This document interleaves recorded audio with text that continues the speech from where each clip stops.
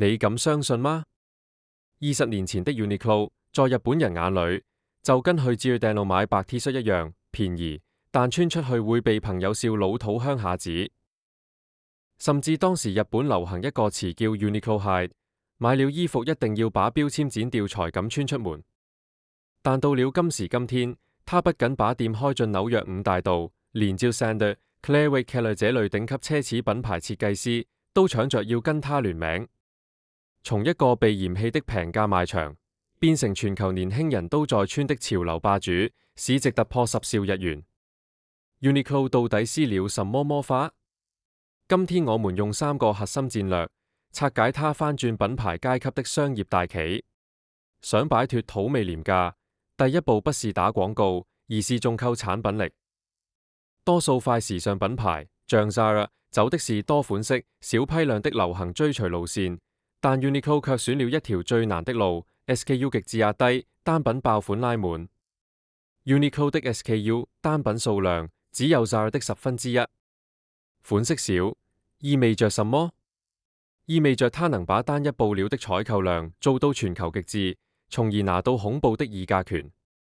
舉個例子，1998年 Uniqlo 推出的搖粒絨 Fleece 外套，當時市場上一件要賣1萬日元，柳井正直接把價格打到1900日元，一年賣出2600萬件，在日本幾乎人手一件。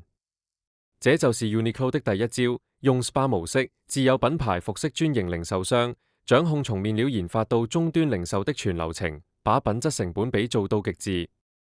當你的品質遠超這個價格時，消費者就開始動搖了，便宜好像不再等於劣質。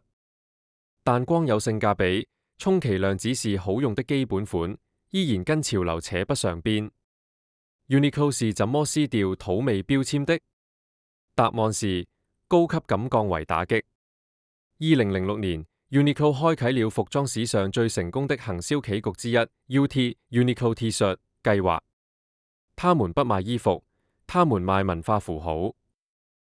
從漫威、迪士尼、動漫 IP 到 COS、村上隆、Andy Warhol， 想象一下，原本你要用幾千蚊去藝廊買 COS 的作品，現在只要99蚊就能把藝術穿在身上。Uniqlo 把 T 恤變成了年輕人的文化履歷表。緊接着是更狠的一招，與頂級高級時裝設計師聯名。2009年 Uniqlo 找來極簡主義教母 Jil Sander 推出家 J 系列，當時高端時尚界都震驚了，一個賣平價內衣的品牌，憑什麼配得上 Jil Sander？結果呢？家 J 系列一開賣，東京銀座旗艦店門口排了幾百公尺長龍。Uniqlo 用這招直接告訴全世界，時尚不再是少數富人的特權，高級設計可以融入大眾生活。這一步徹底扭轉了品牌在時尚界的階級地位。如果說聯名是拉高了上限，那第3個戰略就是 Uniqlo 能持續制霸全球的根基，重新定義品類，提出 Lifewear 服飾人生概念。Zara 和 H&M 賣的是 Fast Fashion 快時尚，鼓勵你這星期買，下個月 wing 追求趨勢，但柳井正卻反其道而行，說 Uniqlo 不是快時尚，我們做的是 Made for All 的 Lifewear。他們把衣服當成組件 components， 你身上的外套可以是 Gucci， 鞋子可以是 Nike， 但裡面的白 T 和發熱衣絕對是 Uniqlo。為了落實這個概念， Uniqlo 做對了2件事。第一，店面風格的科技藝廊化。去框 Uniqlo， 你看不到壓迫感的推銷，只有整齊到極致的陳列、明亮的燈光，以及像展覽一樣的面料展示區。第二，打造 Lifewear Magazine 品牌雜誌，由前怕派主編木下孝浩親自操刀，雜誌裏不強硬塞廣告，而是聊文化、建築、生活美學。當一個品牌開始教你如何過高質感的日常生活時，它就徹底完成了從平價賣場到生活方式導師的蛻變。縱觀 Uniqlo 的逆襲史，它給我們現代職場人與企業帶來了3個非常深刻的商業啟示。第一，別在別人的賽道裏內卷，要去重塑規則。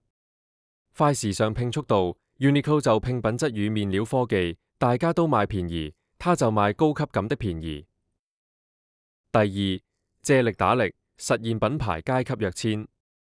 當你本身品牌溢價不夠時，主動尋求與高價值符號 COS 頂級設計師合作，用他們的聲譽來為自己背書。第三，極致的基礎就是最高的門檻，能把一件看似簡單的白 T 恤發熱衣做到全球無人能敵，這種看似平凡的極致，才是最難被模仿的護城河。你衣櫃裏也有 Uniqlo 的衣服嗎？你最常買的是聯名款，還是純色基本款？歡迎在評論區留下你的看法。如果今日這條影片對你的商業思維有幫助，不要忘了點讚、訂閱並開啟小鈴鐺。我們下一期商業案例拆解再見。